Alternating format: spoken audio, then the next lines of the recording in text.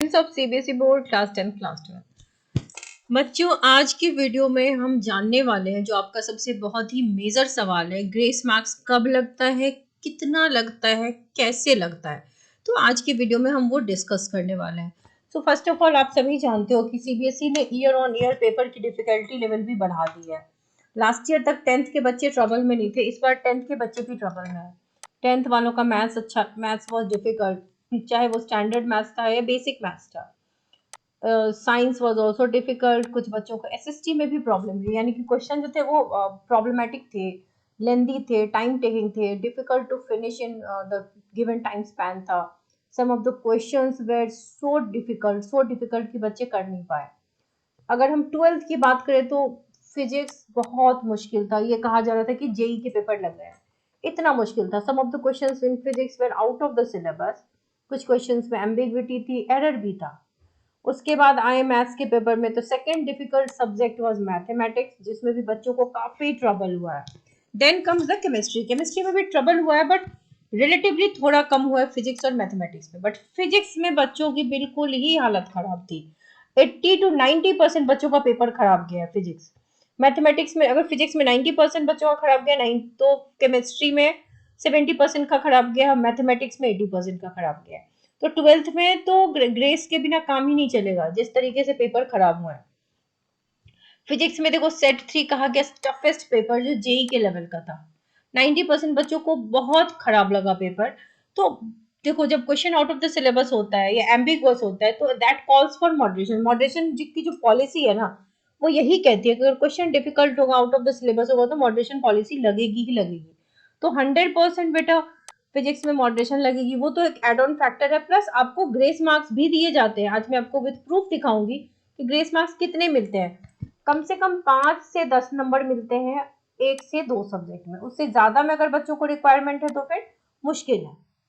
सो आपको अटेम्प्ट के मार्क्स भी मिलते हैं। बहुत से बच्चे पूछते हैं कि क्या हमने स्टेप्स लिखे हैं, मैथ्स में गिवन लिख दिया, फॉर्मूला लिख दिया, मार्क्स मिलेंगे? बिल्कुल मिलेंगे।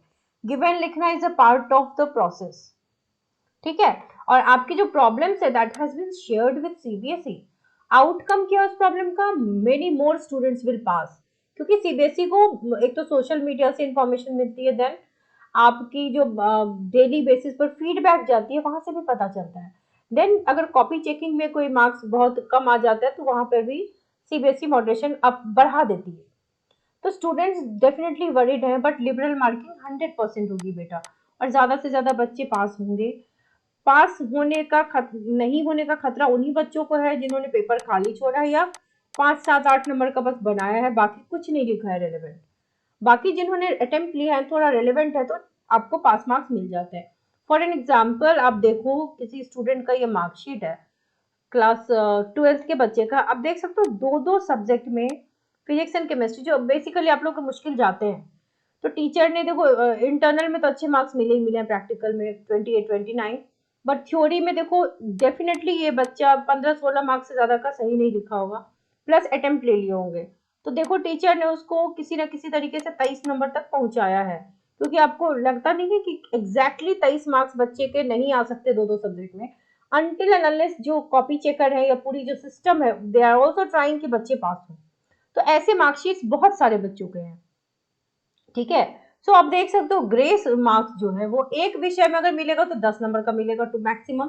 अगर दो विषय मिलेगा तो 5 5% के हिसाब से, मतलब यही रेंज है ग्रेस का, कि उससे ज्यादा ग्रेस नहीं मिलते, ठीक है। तो 5 से 10 अंक ग्रेस आपको टोटल मिल सकता है, नहीं लेकिन अगर आपने 5 ही 10 नंबर का बनाया है तो 10 नंबर देकर के आपको पास नहीं किया जाएगा। आपके पेपर में अटेम्प्ट्स भी होने चाहिए, रेलेवेंट अटेम्प्ट्स होने चाहिए, तो उसके बाद आपको मार्क्स मिलते हैं। बट आप देख सकते हो विद प्रूफ कि कैसे ग्रेस मार्क्स दिए जाते हैं। 5 to 10 मार्क्स, या आप कह सकते हो कि कम से कम 1 से 2 सब्जेक्ट में, अगर उससे ज्यादा सब्जेक्ट में पास नहीं है फिर दिक्कत है, ठीक है। और मार्क्स इसलिए भी मिलते हैं क्योंकि क्वेश्चन की डिफिकल्टी लेवल बहुत बढ़ गई है। कॉन्सेप्चुअल क्वेश्चन ज्यादातर पूछे जाते हैं, लेंथी पेपर आते हैं, स्टूडेंट्स टाइम मैनेज नहीं कर पाते एंड पेपर कंप्लीट तक नहीं कर पाए। इस बार क्वेश्चन का लेवल अप था, तो that has made trouble for students. तो कॉपी चेकिंग अपने आप ऑटोमेटिकली, डॉक्टर सनम भारद्वाज का कहना है, तो copy checking will be lenient, क्योंकि नंबर ऑफ स्टूडेंट जो पासिंग है, पासिंग परसेंटेज ऑफ सीबीएसई, वो अप होना चाहिए, डाउन नहीं होना चाहिए। आपके फिजिक्स का करंटली फीडबैक आया हुआ है कि सारे स्कूल्स ने फिजिक्स का फीडबैक तो भेज दिया है। सिमिलरली केमिस्ट्री और मैथ्स का भी फीडबैक गया है और क्लास 10th वालों के साइंस, एसएसटी, मैथ्स का भी फीडबैक गया है। लेकिन कॉपी चेकिंग जो मैथमेटिक्स की है वो एक वीक के बाद स्टार्ट होगी, तो उसकी इन्फॉर्मेशन बाद में मिलेगी। हालांकि जो फिजिक्स वगैरह के पेपर है उसमें कॉपी चेकिंग बहुत अच्छे से हो रही है, लीनियंटली हो रही है। तो आई होप आपको ग्रेस मार्क्स को लेकर के क्लैरिटी थोड़ी मिली होगी। Taking few of your comments. Thing is, in Kerala region, some set 3 most of the questions were direct, and in set 1 most of the questions were very hard. हाँ, अगर ये disparity होती है ना डिफरेंट सेट्स के बीच, तो यहाँ पर 100% चांस नहीं, 100% श्योरिटी है कि आपको मॉडरेशन मिलती है, चाहे वो जो भी सब्जेक्ट हो, जो भी क्लास हो, इधर इट्स क्लास 10th और class 12, whether it's subject any subject. अगर सेट में डिस्पैरिटी है तो for parity, bringing the parity, उसको बैलेंस करना ही पड़ता है। और ये सीबीएसई का वेबसाइट पे जाकर के कंफर्म कर सकते हैं। It is there on the CBSE website. Moderation policy has already been updated. तो वो लगती है, और बेटा हर साल लगती है। मैंने आपको काफी सारे वीडियोस में दिखाया है कि कितने मल्टीपल सब्जेक्ट्स में 8-8, 9-9 नंबर मिलते हैं। ठीक है, साउथ जोन में बच्चों को मैथ्स बहुत डिफिकल्ट लगा है, that I can see. Kerala region में set 1 was tough and lengthy. See student to students, वो भी सेट 1 ज्यादा बच्चों को डिफिकल्ट लग रहा है।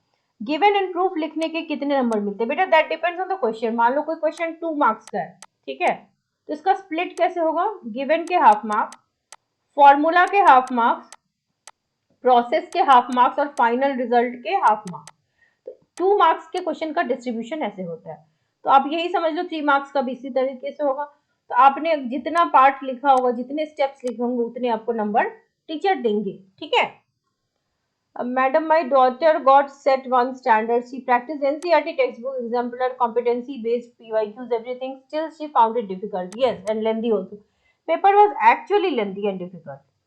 So that calls for moderation and grace marks. Set 2 बच्चों को भारी लग रहा है. Also, vote for SST. Yeah, I have seen that SST में भी बहुत से बच्चों को difficulty आई है. For MCQ, which were extremely tough. I lost 6 marks in MCQ के साथ दिक्कत ये है ना कि it is either right or wrong. जैसे लॉन्ग एंड शॉर्ट आंसर में चांसेस है ना, आप थोड़ा बहुत आता है, आपने थोड़ा बहुत लिख दिया, तो उसमें 0 तो नहीं मिलता ना, कुछ तो स्टेप मार्क्स मिल ही जाते हैं अटेम्प्ट के नंबर। बट ये जो एमसीक्यू वाला पैटर्न सीबीएसई ने कर दिया, वो अच्छा नहीं है स्टूडेंट्स के लिए, क्योंकि इससे बच्चों के मार्क्स घट जाते हैं। एमसीक्यू में या तो आपको 0 मिलेगा या 1 मिलेगा, यही है।